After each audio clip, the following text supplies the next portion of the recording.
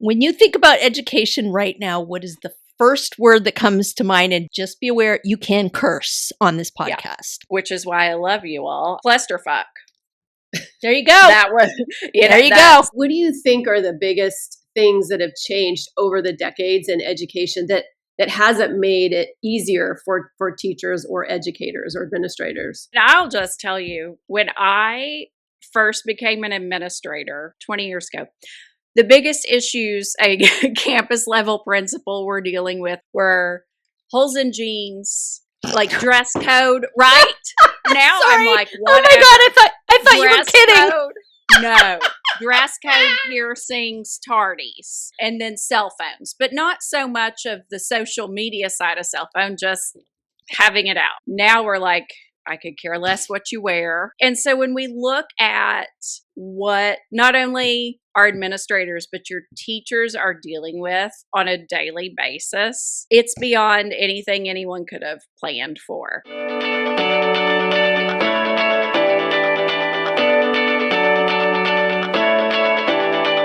Welcome to Drinks with the Girls. Conversations for women over 40 around connection, change, and the power of female friendship. Living well with stories to tell.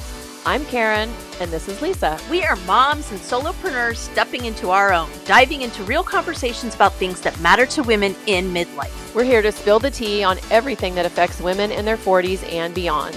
Topics like loss and grief, changing relationships, launching kids, menopause, and reinventing ourselves in midlife. We are here to tackle it all. Connect with us through a blend of our lived experiences, our friendship, the memory of our moms, plus a collection of real stories, honest conversations, and engaging interviews that will make women over 40 feel seen and remind them that they're not alone on this journey called life. Let's go. Welcome back to another episode of Drinks with the Girls. This is going to be a fun one because we have a guest on that you have heard before, listeners. And this is very exciting because usually when we have return guests on, we do like a part 2 of whatever topic we talked about. This time we are going to do something totally right rudder from what we talked about the first time. So buckle up. I'll leave you hanging. It's going to be fun. I'm going to let you know what I'm drinking. I am drinking Wild Wonder Pineapple Paradise Prebiotic and Probiotic Sparkling Water. Over by the mic. Over by the mic. Can't see it, babe. There you go. I know. Too far. Right in front of the mic. There it is. It's been that kind of a day. It's delicious. What are you drinking, Lisa? I am double fisting the end of an Arnold Palmer. And then I was at a brew pub and I was like, what do you have for ginger beer? And they were like, oh, we have this. And I was like, okay. And I realized it's one of my favorites. So this is Bundaberg. So at some point I will be swapping over to that. So special guest, part 2. Would you like to introduce yourself and let us know what you are drinking, darling? Sure. Amanda Yantz of the Midlife Catalyst podcast. And I am drinking a lime bubbly, which is my go-to favorite. And pretty much have 2 to 3 of those a day. That's my go-to. You know, there's worse habits to have. Yes. Well, I've had them, believe me. As we know, I've had them. So all good. Buckle up, listeners. Yeah, it's feeling spicy already. I'm not sure where this is going to take us, but it's going to be fun. As usual, we'll just go where the wind blows us. But today we're going to talk about the toxic lifestyle of being an educator. And we know we have some educators in the audience, so I know we have some people who are going to be very interested in this. And I'm going to just go ahead and start with my little tidbit in education because it was a very brief. My mom was a high school teacher and I was like, oh, hell no. I'm going to do anything but be in education. Well, so I majored in psychology. I thought, oh, I'll do that. I'll be a marriage and family therapist. Well, I got my master's. I went through my training, my hours, and I'm like, I really don't think I want to do marriage counseling. Just kidding. And I could have done some other things. But as fate would have it, I got my school counseling credential and I became a school counselor. And I worked at an elementary school in Long Beach. Shout out Mark Twain Elementary. And it was literally my dream job. It was it was the perfect blend of administration, counseling. I worked very closely with the special ed department. I was of support for teachers, and it was really a great job. And I only left because I had my second child. And I was not one of those moms who was good at working full-time and parenting full-time with 2 kids. So my ex-husband, and I made the decision that I would stay home while we could do it financially. So that's my career in education. Is anybody good at working a full-time teaching job and raising kids while you do it? I don't think. I'd love to know who they are, because I always felt like I was shortchanging something. Same. I felt like I couldn't do 100% at work, and I couldn't do 100% at home, and I hated that feeling. So I had the privilege of being able to stay home, which was fantastic. But fun fact, my daughter is in education. She is a teacher. So it's in my blood, my genes, something. Yep. Samesies. So Mom was a teacher. She and Patty were both English teachers, and then my mom was a special ed teacher, and then she was a guidance counselor, so kind of following those lines. So I said the same thing Karen did. Oh, hell no. I'm not going into education. Abso-freaking-lutely not. And then the dot-com bubble burst, and a bunch of layoffs happened, and I was like, well, it might be nice to have a steady paycheck. So I went back and ended up in special ed. Loved it, but got to the point where I had 2 kiddos and was watching the IEP meetings and realizing how hard I was working with my neurodivergent kiddos, and just not that parents don't work hard, but just realizing what I had to put in, and the parents that were just kind of faxing it in and dropping their kids off at the beginning of the day and like letting us deal with it. It just, after a while, it was like, I cannot do this anymore. And I had run into kind of a difficult principle. We'll just put it that way. And that's something we'll talk about, is leadership and kind of what that can happen. So I am still in education, just in a different aspect. I do literacy work with a company. But yeah, that's my story. Miss Amanda. Well, and I share such similar stories to you both. 3rd generation educator. I never knew my dad's dad because he died of a heart attack when my dad was a senior in high school. Oh. He was the high school principal. And so in hindsight of all the various school personnel that I know that have died pretty suddenly, either on the job or immediately upon retirement, because it will do that to you. If you do it well, it's going to kill you. That's what I told someone the other day, unfortunately. Yep, that is true.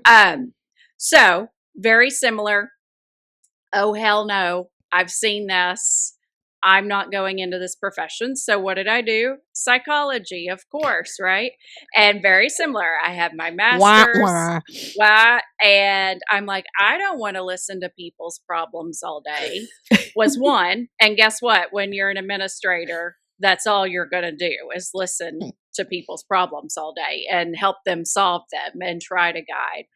And 2, at the time, I didn't have all of my hours, and it was going to take, so many hours. And I was making, and what I could get at the time was like almost triple. I'm 23. I need money, right? My parents are like, you're done. You have a master's, do something. And I'm like, well, I can go make $48,000 and teaching, right? And so then I got reeled in, and then I got my another master's, and on and on and on. Yeah, so, the degree collecting is, we got to touch on the degree collecting part for sure. Always. And the more certifications and diversifying that. But I, very similar, also taught special ed, and then was an assistant principal, coordinator for special ed, director, executive director. So all of the things, really, I feel like from all of the areas, I always worked in very large metro districts. And I am currently back serving a rural area. So rural education, not that I didn't grow up rural, but having that just appears to be another layer of my diversifying and experience in education of trying to help with their teacher pipeline and certification and all that that entails, especially when you're not remotely close to a university.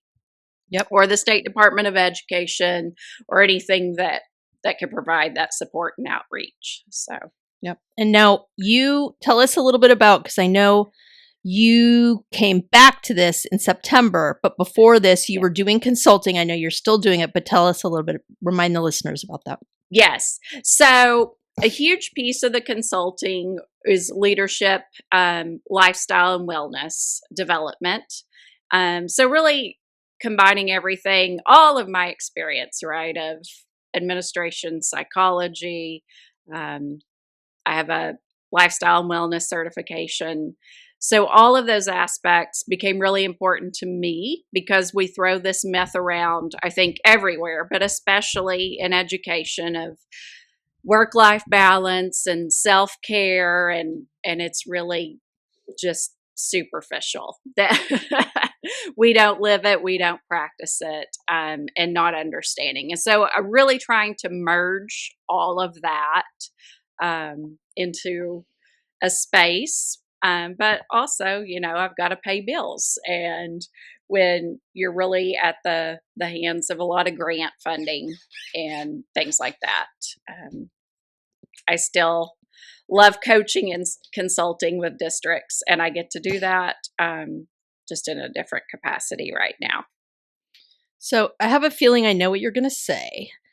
However, when you think about education right now, what is the first word that comes to mind? And just be aware, you can curse on this podcast. Yeah. Which is why I love you all. Clusterfuck. There you go. That was, there you go. That was a term my dad had about, more so his situation, but his school 20 years ago, and it's more so relevant now than ever. What do you think are some of the changes? Like, and you both can speak to this. Like, I feel like my experience in education was just a minute. So I feel like I'm more on the asking the questions end of this discussion, but I can certainly pop in here and there. But like, what do you think are the biggest things that have changed over the decades in education that hasn't made it easier for teachers or educators or administrators? Amanda, you want to take that first?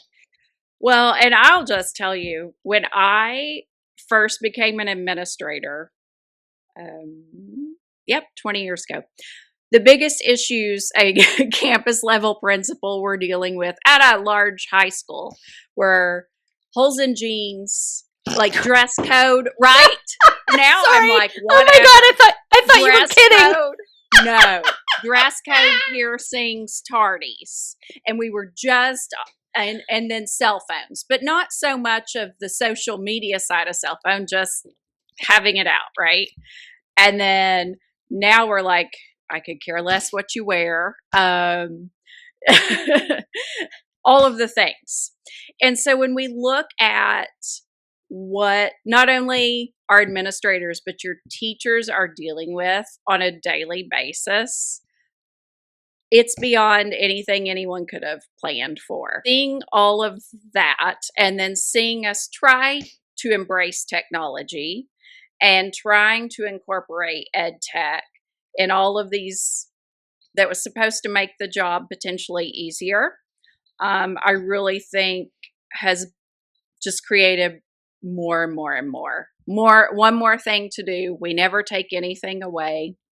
In my class in the fall, we did a section on the legal aspects and how, just policy and how we got here. And since 2001, how many different amendments have been made at the federal level without any additional funding. As we know, special ed has never been funded to the level it was intended to since 1975. And it doesn't matter who's in office. So this is it's in neither side. Neither side has done their job, and neither side has stepped up. So I think we take that off the table, although politics is every aspect of now public education. It is so politicized that True that. True that. I don't even know why anyone would want to subject themselves to the political ramifications. So I feel like I said a lot, and I don't even know that I answered the question because so much has changed, and I don't know really that any for the better. And pay hasn't increased to the level that anything else in the outside world has increased, and the respect for the profession has diminished and continues to diminish. And so with all that, sign I up. thought for sure after COVID, after what we put our administrators and teachers through with educating kids from home, I mean, after witnessing that, I thought, okay, now people are going to get it. People are going to understand what these teachers are going through, and we're going to start paying them what they're worth. Ha! Wrong. My name is Karen Shatafian, and I am a shameless coffee addict and empowerment coach for women, and my love language is authenticity. My mission is helping women unapologetically design a life they're in love with. Because what the hell are we waiting for? My website, KarenShatafian.com, has all my coaching packages and free offers like my Midlife Reclamation Guide. In it, you'll find tools to help you decide how to create the most inspired and empowered version of yourself and your life. You can find me on Facebook and Instagram talking about ways women can show up for themselves after decades of showing up for everyone else. Join me as we throw off the shackles and live our best freaking lives. See the show notes for all the details. Cheers. And I think for a minute we all did. And then somehow the tables just flipped and it actually became worse. And the expectations of you're available 24/7. I mean, I like always available because of all the platforms. Now you've got the Remind and the Group Me and the email, and you can hop on a Google Meets. You know, we taught parents a lot of things of how to help communicate, but I'm not sure that we taught people how to now take these things and, okay, you've got to go do, not calling for the continual reinforcement and help. So what's interesting about this is I work for an ed tech company now. So I think I can bring a little different flavor to this. So to answer your original question, Karen, I think the pandemic has a lot to answer for. Part of that is that you had really a whole generation of kids that were basically feral because not everybody had a mom or even a dad or even one of them that could be at home and supervise everything during the pandemic. So the quote unquote behaviors that one would expect, for example, a typical kindergartner to have were not there. And so like we now spend a lot of time just teaching those lower grades how to do school, like how to stand in a line, how to like just things that wouldn't be so random before. And we're continually playing catch up for that. So I think that's one thing that's changed. What I noticed, the other thing is that around this time, I would say maybe just before the pandemic, and I won't go down this whole rabbit hole, but I focus on literacy. The science of reading is something that really came to the forefront. And long story short, it's basically everything we know to be research-based about teaching reading, right? And I mean, the jury's out now. Like we know like what the science is. Like we know how to teach reading. But guess what? So many teachers were not taught this in their pre-professional program. So many teachers. And now they're really struggling and they're at a loss. And it unfortunately, it kind of puts them in the middle of like, well, I've always done it this way kind of a thing. And teachers have so little autonomy as it is. Like they want to have the parts of the job where they can be creative and things like that. But unfortunately, a lot of times that best practice stuff, they're not being taught how to do it. The districts aren't supporting it. And so that means that kids are not being taught to read, and not necessarily through any fault of the teacher. It's this antiquated system. So that's the second thing. The third thing is, tech is as tech does. Like, I am really proud that I work for a company that only has kiddos on screens for the exact amount of time they need to get to be grade level with reading. You guys have no idea how many people I talk to, like, on a weekly basis that are like, oh yeah, I just want to throw some kids on some screens during center time. And I'm like, nope. Like, what? You won't sell me some license? Nope. Because the specific product I have, the teacher has to be a part of it and monitoring the data and really using it as a tool. So to your point, Amanda, the idea of using technology as a tool, not a Band-Aid, not a babysitter, not one more thing, like helping the teacher get data and do their job. And that's, what I do when it's done right, it doesn't add to the burden, it takes it off. But I spend so much time re-educating districts and people about, like, no, this is what it's intended to do. And so the system is just not built to support some of these things that I think could really help it, if that makes sense. So that's my 5 cents. I'll tell you one more thing on the reading. I will say I'm in the 50th, the state that is now hopping on board on science of reading, even though many of us, we were already doing it, right? And many of us have long had that training.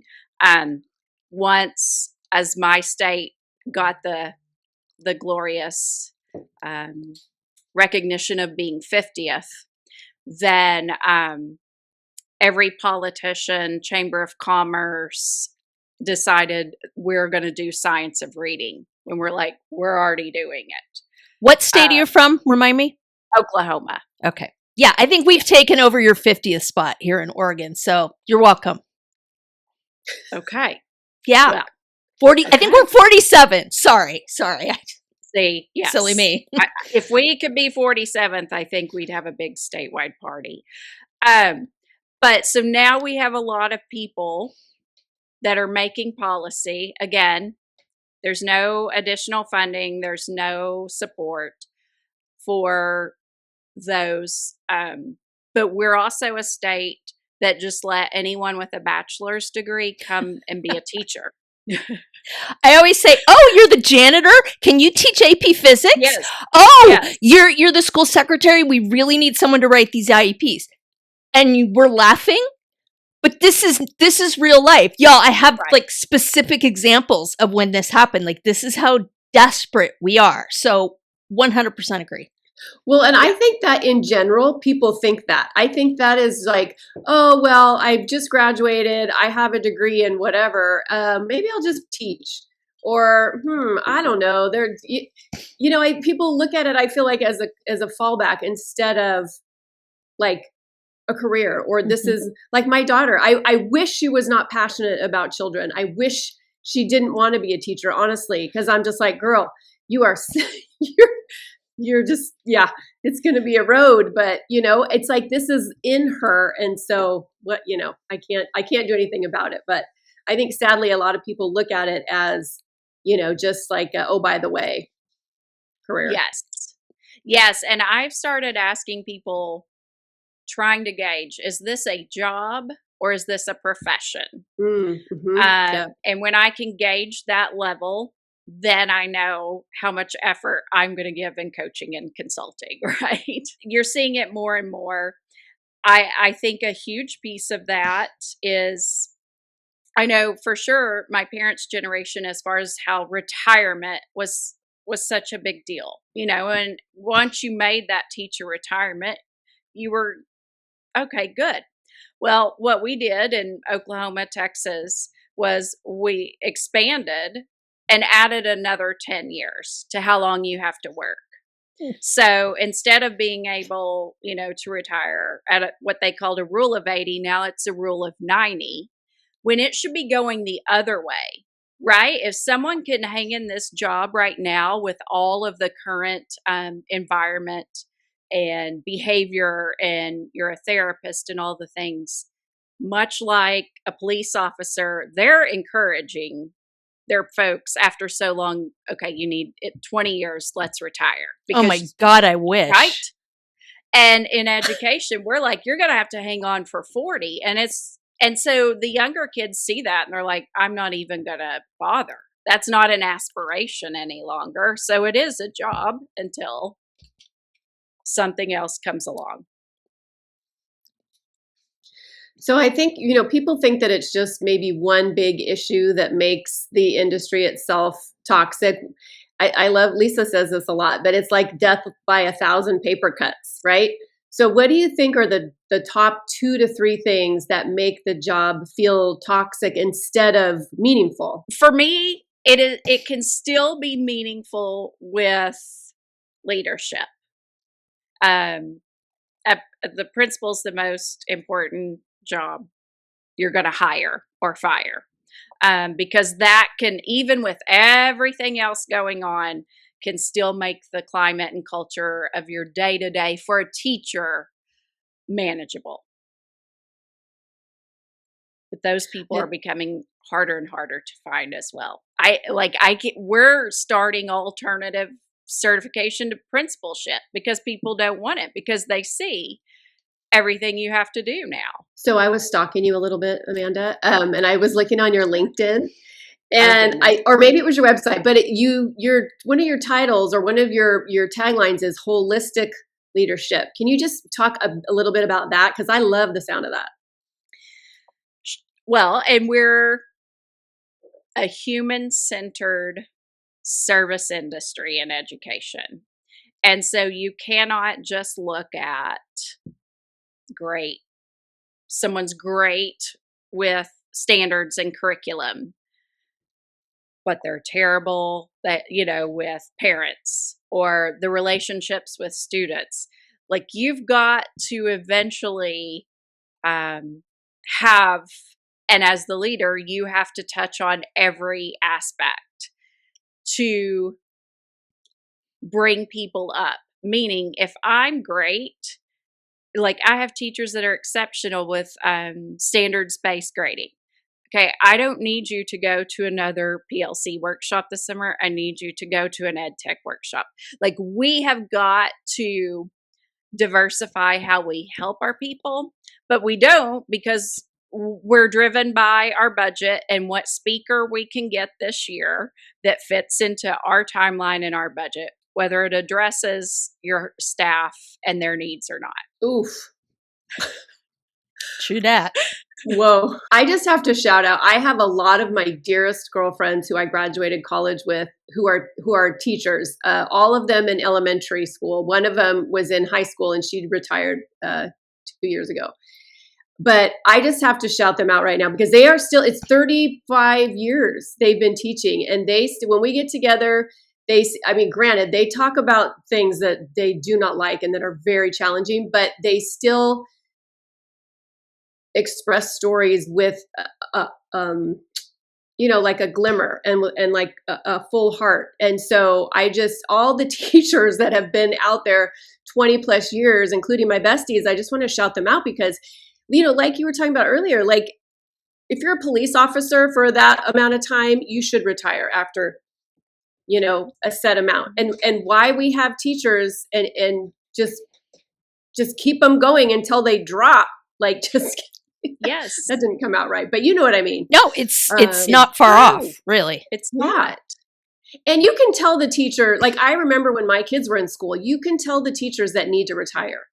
You can tell they're oh yeah, they're checked out, and they should be. Like, they've literally been doing it for decades because it takes so much, and it takes so much that people don't even recognize. Like, I think just kind of I was in it for a minute, but from the outside looking in, you're not allowed to really set boundaries. Like, if you want to be a good teacher, you can't set boundaries because you're taking work home.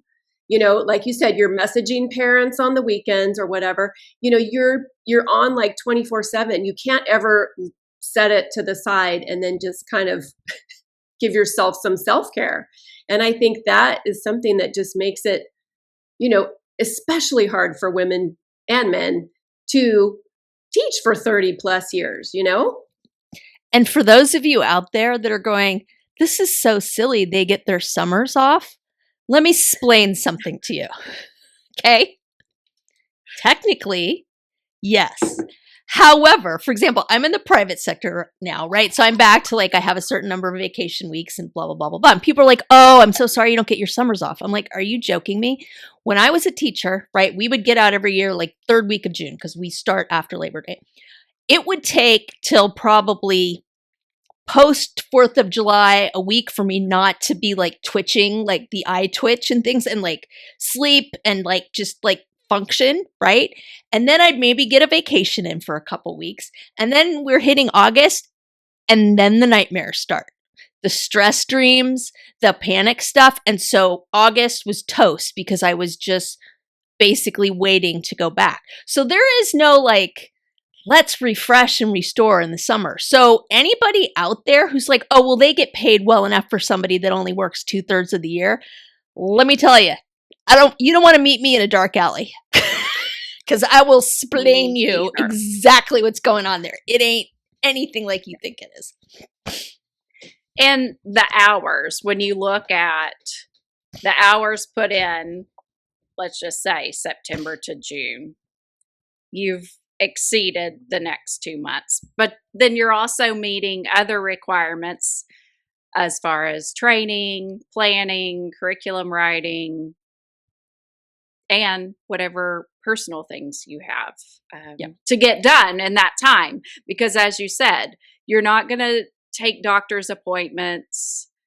You're not going to schedule any big surgeries or trips during the year. Those things are put off and you get all of them done in the summer because it was more work to be gone.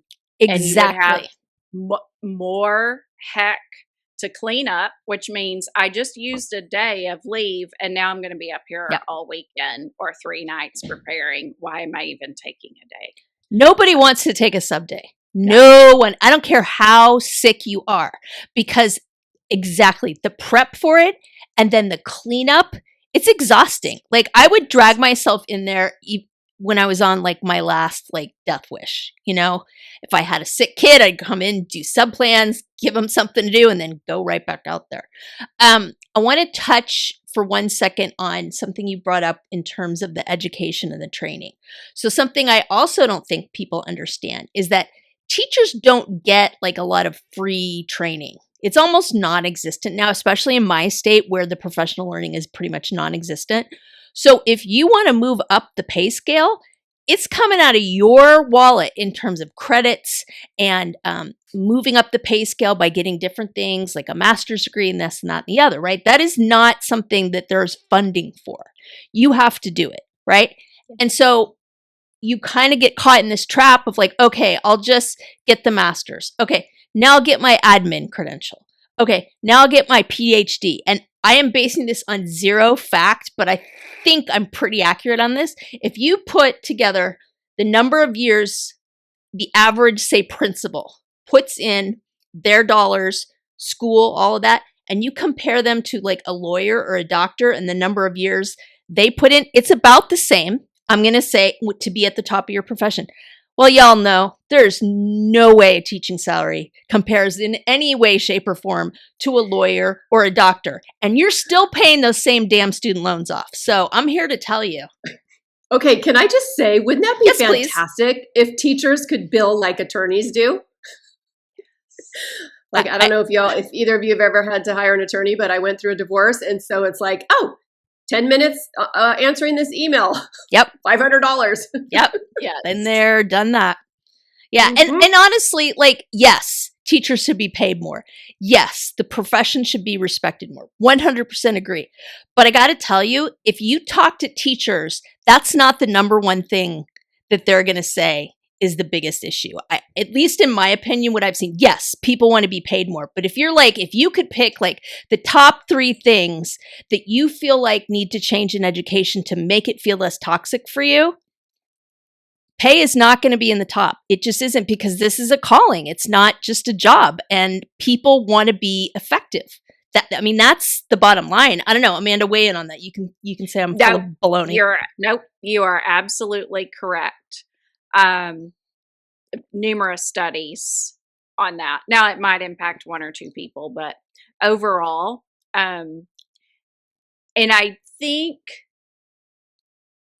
people want to be recognized for their expertise. Mm-hmm. And people want to have that level of self-efficacy and that you're contributing. And we do a really poor job with our veteran teachers of giving them that and providing them that without, yes, go get a master's, be the reading specialist, be the counselor, all this. There's not, outside of a minuscule pay scale, I mean, it's laughable. We don't reward those veterans. I think I've seen some models. We're trying some here in this state to really try to get some additional funds, and not that it's ever going to match, but that it at least says we recognize your contribution. Yep. As opposed to now that we're in such a shortage, we're starting these new people out on the same level, and that should not be okay. Very similar, when I was special ed director, we got some incremental stipends of the longer you're there and the more, kind of a just trying to help people see we recognize you and we recognize your loyalty and commitment to your district. Hey there, I'm Lisa Coricella McDowell, your Midlife Pacific Northwest princess, here to guide you in the art of next leveling your life. I'm passionate about women's health and wellness in midlife, especially for moms parenting kids with unique needs like I do. I truly believe we can learn, grow, advocate, and care for the planet while taking care of ourselves and our families. And I'd love to help you do the same. And I'm beyond excited to tell you about my membership for maxed out mamas just like me, the Empowered Parent Collective. It's a space for parents to confidently advocate for their kids, build inclusive communities, educate themselves, and find balance and support along the way. To find out more about the Empowered Parent Collective, my classes, wellness offerings, parenting tips, advocacy resources, and exclusive Drinks with the Girls goodies, head to nextlevellifewithlisa.com. Let's survive and thrive in the messy middle together. For the hard to recruit positions, that was the thing that drove me crazy, right? Is yes, there's incentives and different kinds of things, but somehow they always moved the end zone on that one, right? So for example, for me, I got a scholarship in graduate school because I was going to do special ed. And then I taught for 13 years in a high poverty, high needs area. And so I got part of my loans forgiven. Now, that program is gone. So I'm like, I don't know how they're going to recruit people in those areas. But a lot of times there's been a lot of kind of information about student loans coming out and things like that. They've moved the goalpost so many times for people. And I mean, that is just frigging enraging to me that you're going to put all this work in and be like, okay, well, I'm going to do my time at this desperately, in need school and really do the hard work because I know it can be effective, but also I'm going to get some of my student loans forgiven, whatever. And then they move the goalpost. That is, I have no words. Yeah. Yes. And it's happening a lot in just the last few years. And we say there isn't money. And as I've been sitting on the other side, there's all these pots of money and you have to know how to tap into them. Your district has to know how to tap into them. And so it's one more thing. It's as opposed to making it easier and more accessible for people when we know there's a need. I just think of that shell game. It's like totally when you move the shells around and like, well, which one has the money under it? Because before I was a certificated counselor, I worked for like foster youth programs and assistant counseling programs that were soft money. Like every year I got the pink slip, and they had to, figure it out. Oh, are we going to have enough money for you? And then lo and behold, there it is. But yeah, I just think it's like that shell game, and sadly, I think too, I don't know, you guys can talk about this better than I can, but it seems like politics plays into that as well. Sadly. Yeah. Not what's going to benefit the kids most. Yeah, if I go down that rabbit hole too far, you'll be peeling me off the ceiling. But I will just say that for everybody out there that's like, oh, well, they only held up the funding for a little while this summer and then they got it. I'm just going to tell you right now, let's just assume, for argument's sake, that you're right. You're not. But let's just assume you're right. Okay. Do you have any idea how long it takes a school district to forecast the labor costs, the retirement costs, just the class sizes, all of that, saying, just kidding, in the middle of the funding cycle when they are trying to hire for the year and then putting them that far behind it's horrific. I don't know that I'm working with a single district in the 2 out of 3 states that I'm working with right now that is not shutting schools and in a 5-figure million deficit. It is brutal. I've had districts that have had to fire teachers mid-year because they don't have enough money to get through the school year. I mean, it is hardcore. Yes, I haven't seen consolidation or school closures in the state of Oklahoma in at least 20 years, 25 probably. And there are multiple that are closing their doors. Wow. That's wild. And I think this is from what I read, a nationwide as far as student enrollment. So now when you could, maybe encourage someone to go somewhere else as a student or, a behavior challenge, or now I see like districts are actively recruiting kids to come to their school so they can maintain that enrollment, so they can keep the doors open and pay their staff. Yeah. And the homeschool, you talk about things that have changed, like in the last 20 years, the homeschooling phenomenon it's been a sea change. And if I'm being honest, for the good and for the bad, right? It is very difficult for a district to maintain funding when you are just siphoning off students left and right in homeschool. And the argument is, well, they're not getting a great education. I can't argue with that. Like, public education has become difficult, and it depends on the district you're in. It absolutely does. It's not the same everywhere. But it's also a little bit of the Wild West too. So it's a double-edged sword. Like, I think there's some benefits to it, but there's also a lot of stuff that's not so good. I see a lot of districts doing things to attract and keep students that can't be duplicated in homeschools. For example, here in Oregon, it's a huge explosion of dual immersion schools because you can't replicate that in a homeschool environment. So it's forcing districts to think out of the box in terms of things that they can do, which isn't necessarily a bad thing. And honestly, with what my daughter went through in middle school, I was like, oh no, I'm not homeschooling her. I'm not going to put her in one of those programs. I probably should have, to be completely honest. So I don't know how you weigh in that, Amanda, but I think that is another huge, huge critical piece in the last 20 years that's really changed education. Drastically. And without fail, at some point, not all students would come back.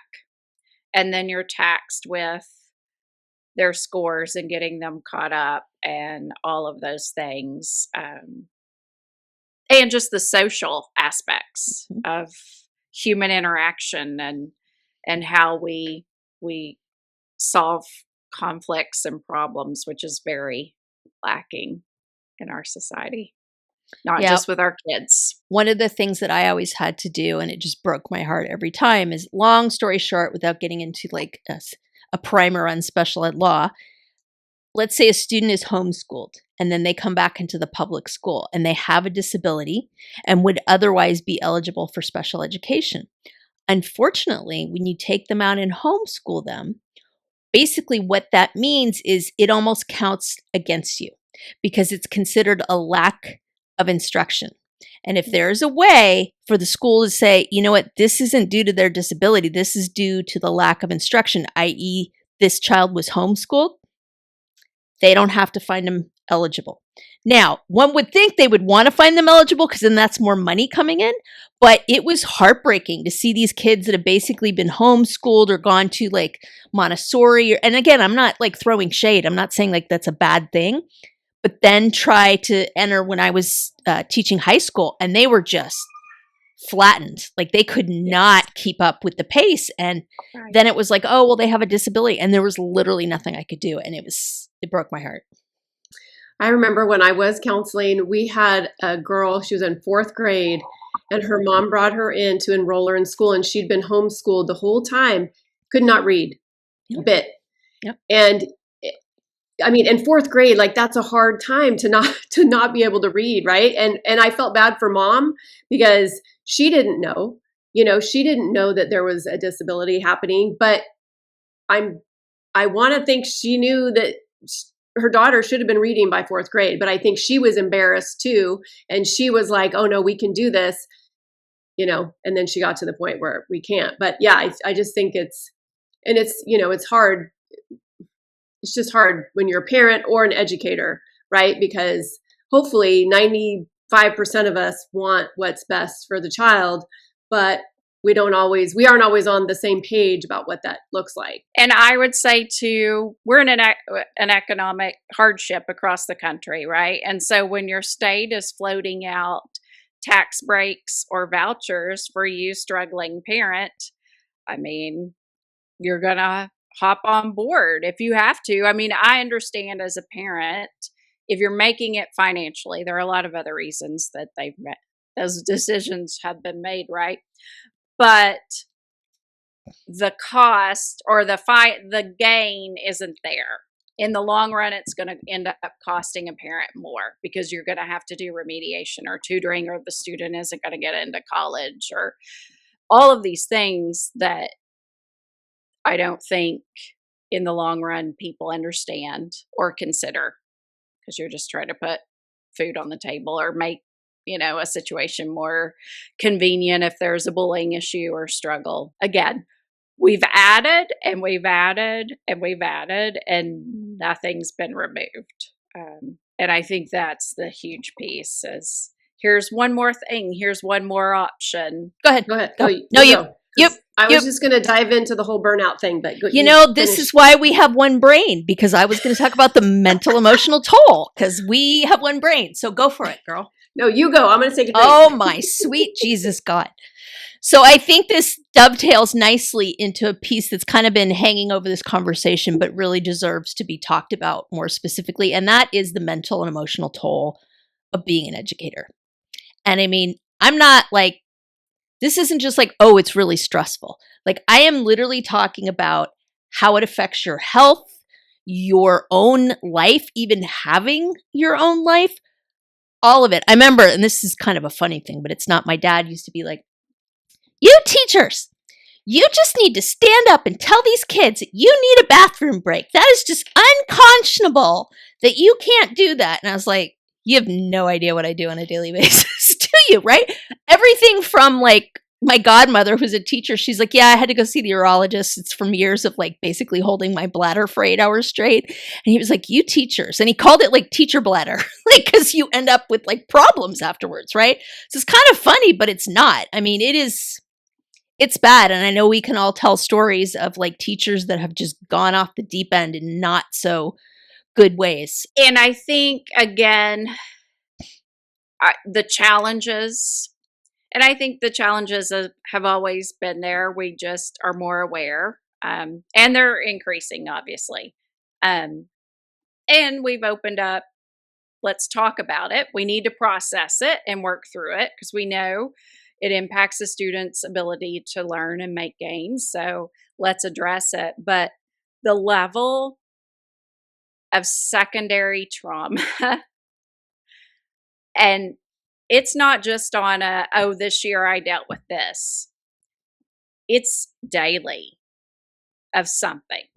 You're lucky if you can make it through a week without a student dying in some form or having a terminal disease, a parent dying, a staff member, a level of threat. And I mean, I don't think I have had time, the last year to two to really sit back and reflect on a lot of things. And I'm like, man, did not remotely address that because you don't have time, because you put one fire out and you go right on to the next and you just keep plugging away. One tortured foot after another. And let's just call out the fact that 30 years ago, you didn't think you were taking a job where you could literally be killed by a lone gunman on any given day. Let's and whether or not, wherever you stand on the gun issue, that's irrelevant. The statistics show that in the last 30 years, you are taking your life into your hands by stepping into a school every day. And I would venture to say that the statistics between stepping into a school building and stepping into an office building or other places, I'm going to bet the chances of you encountering a violent situation are way up in schools. And again, I'm just talking out my butt, but I would bet that the statistics and the research bared me out. I got talked to, which is funny because it's, been in the news lately about, women need to smile more. And so I had a parent and I had a board member that was like, you need to smile more. This is what. Are you kidding me?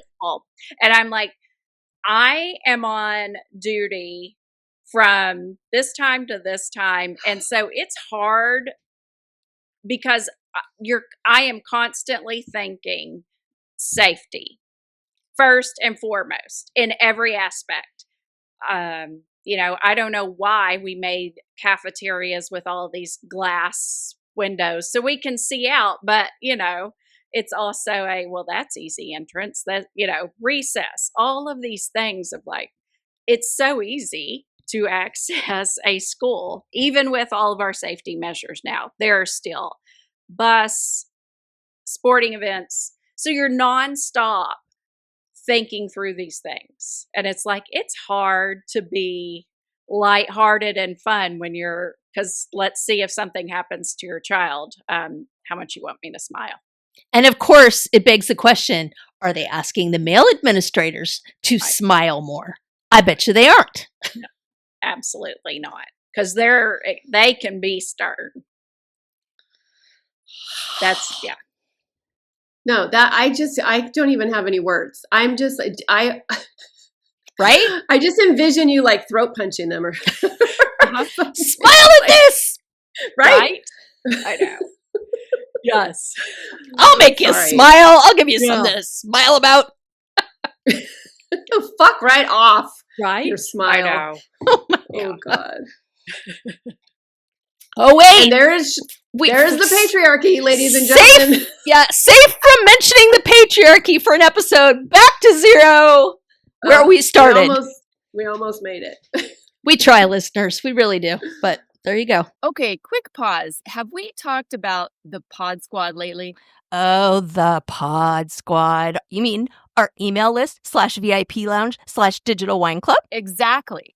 So listeners, if you're not on it yet, you're basically making life harder for yourself when it comes to podcasts.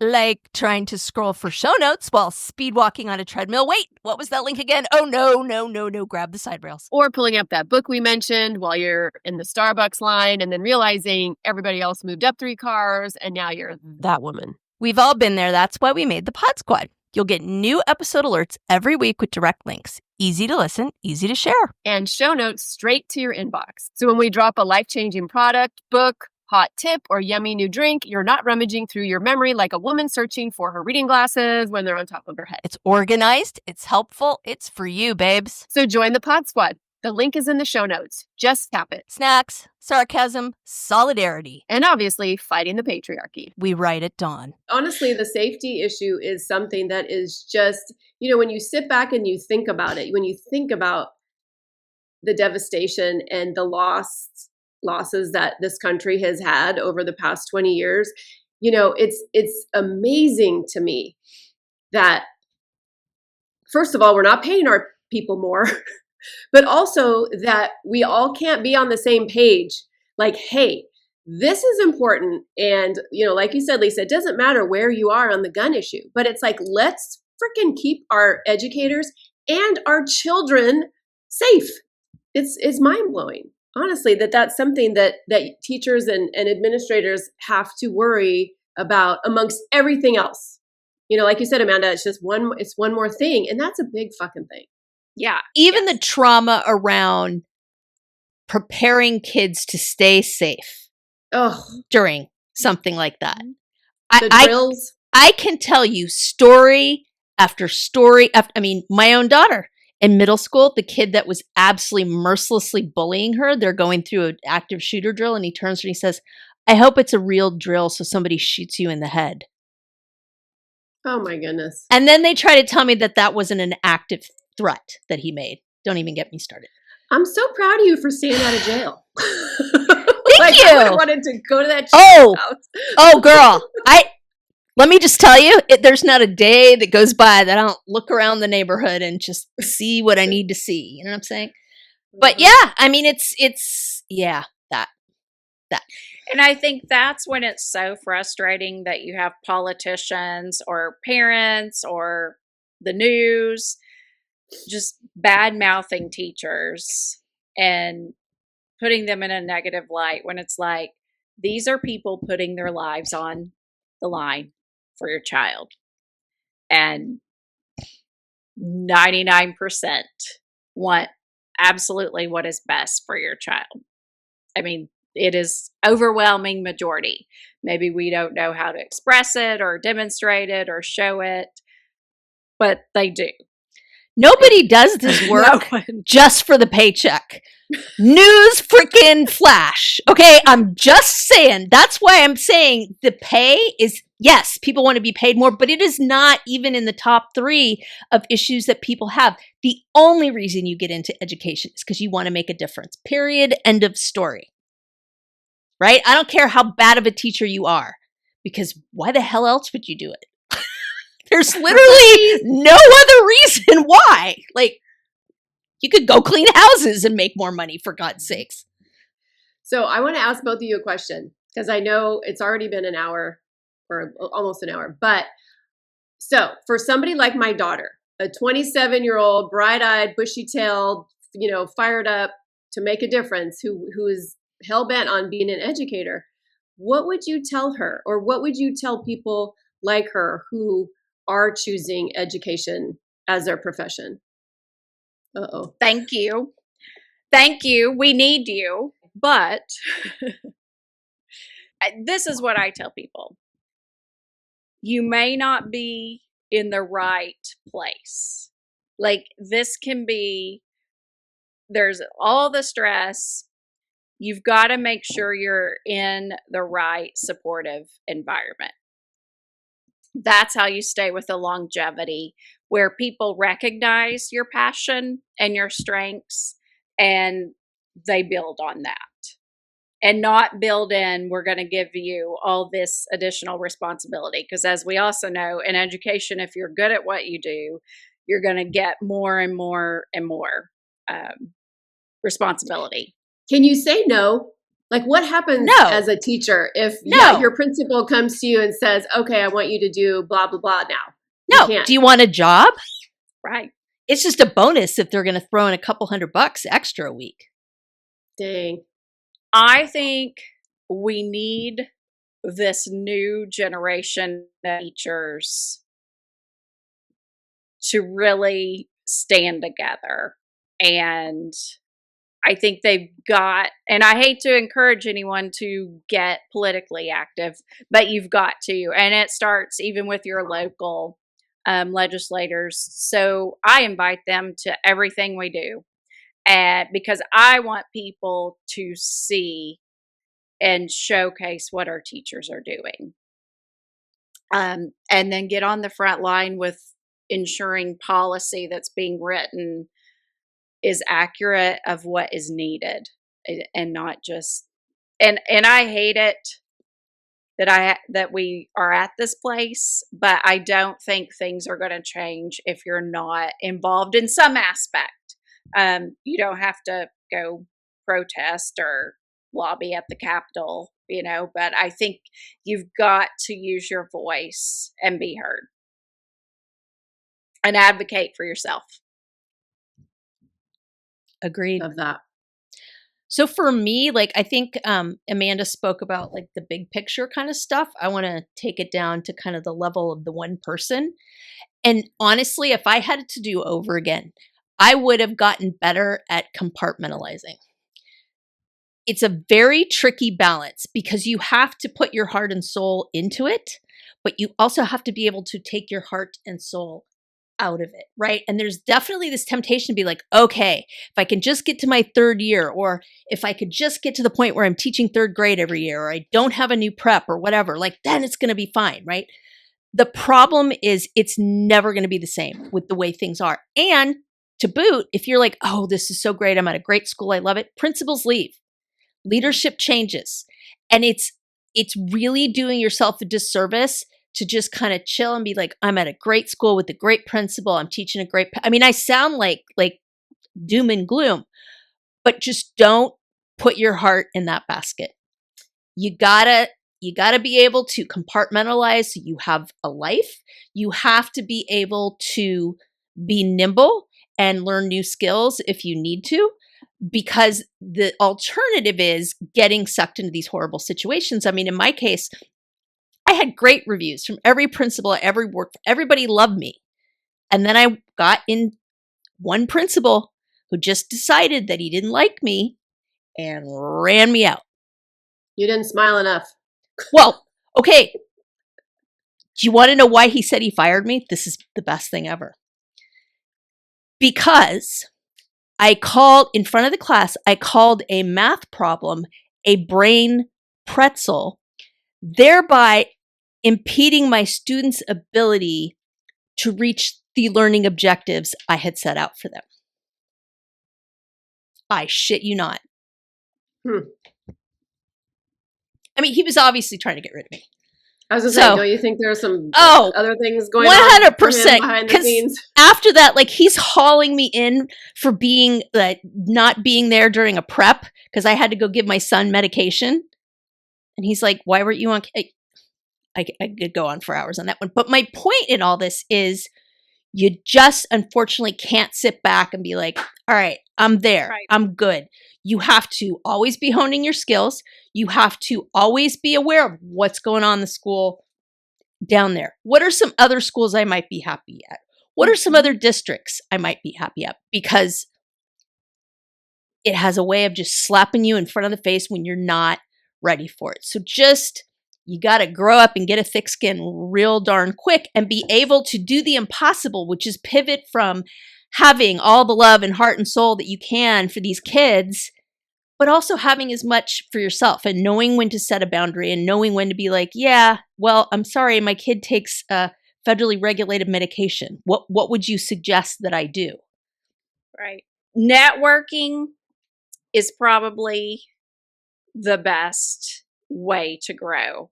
And it's really the side that I love about this profession is the amount of people, amazing people that I've met.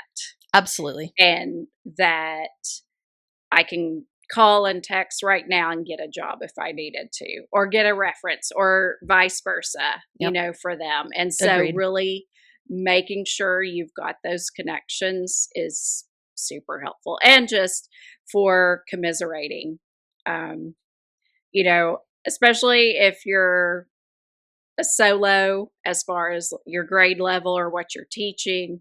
When you get into administration, absolutely.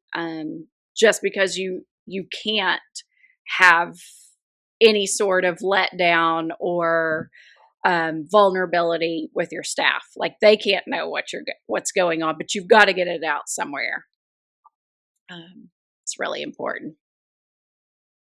Okay, so I have the flip side to that. I think you guys have done a really good job of letting our listeners know, if they don't already, kind of what it like a bird's eye view into the life of an educator. But what's one thing you would want the non-educators to do? Maybe we have parents listening or people who aren't, in the trenches of education. What's something you want them to walk away from this episode with?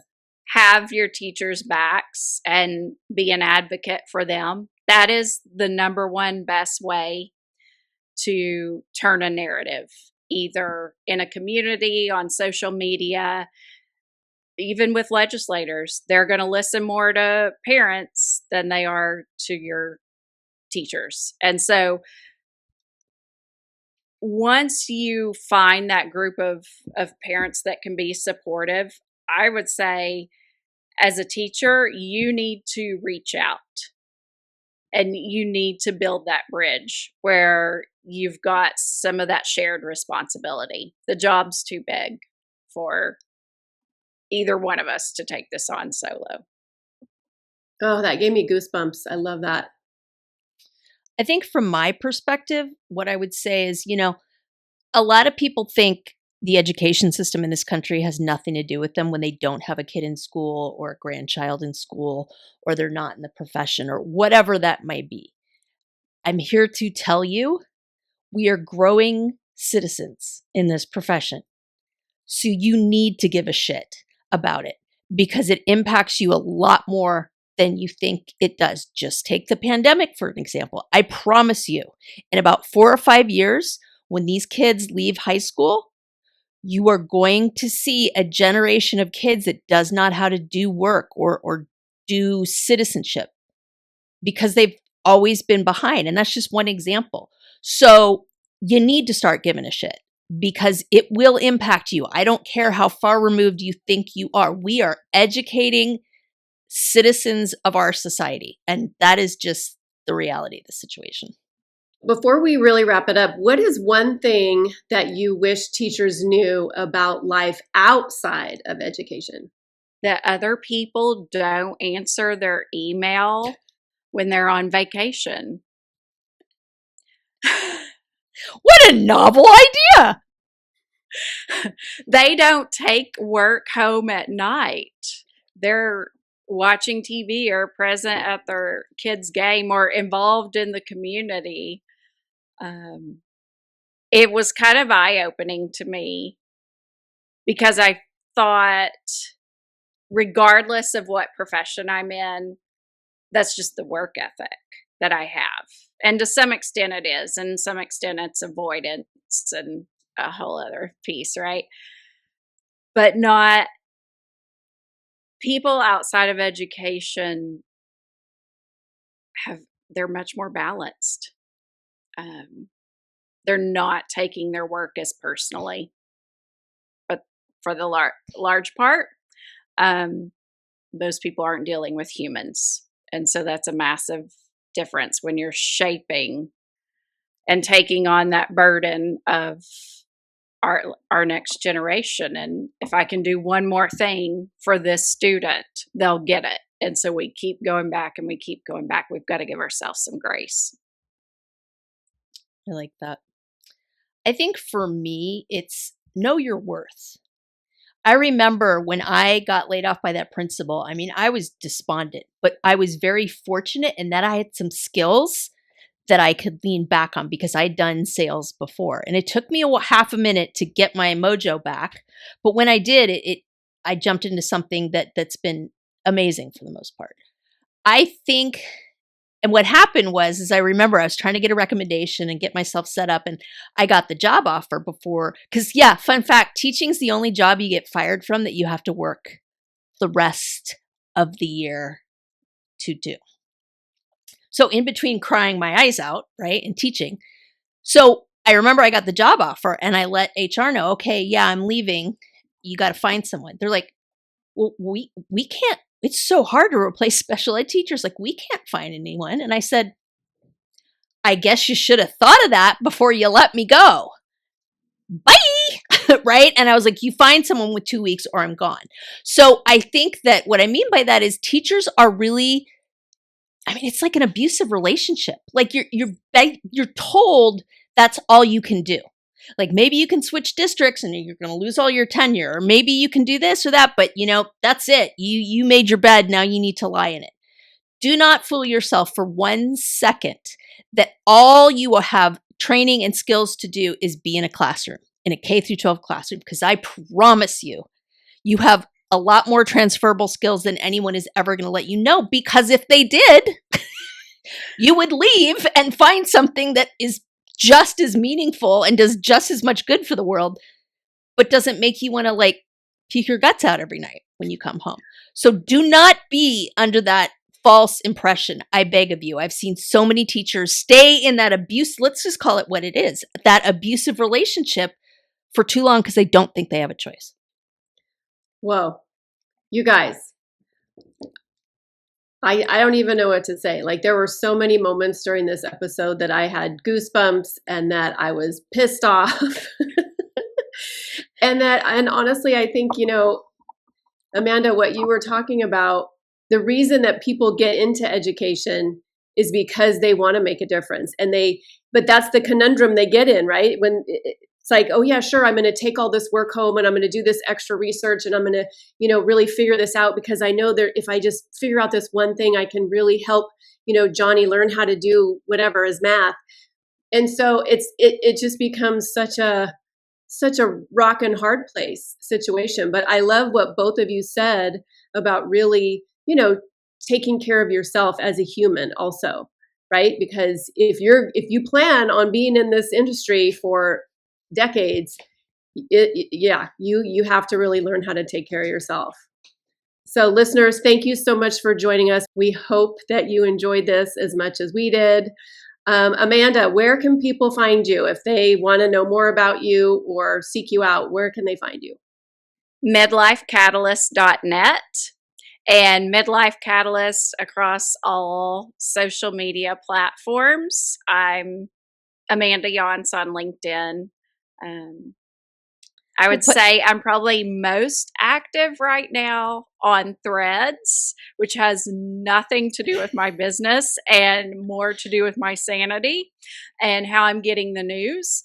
But Instagram is always easy to find. Yeah, we'll put all her links in the show notes. And speaking of links, please go to drinkswiththegirlspodcast.com for all things podcast related. Join the pod squad, do the things. Send this to a teacher bestie in your life who's like trying to make it through April. April's the hardest month of the school year, people. Right, Amanda? Like April is like the wall. Because you come back from spring break and you're like, oh, Christ, I have 9 more weeks I got to get through and everything's stacking up.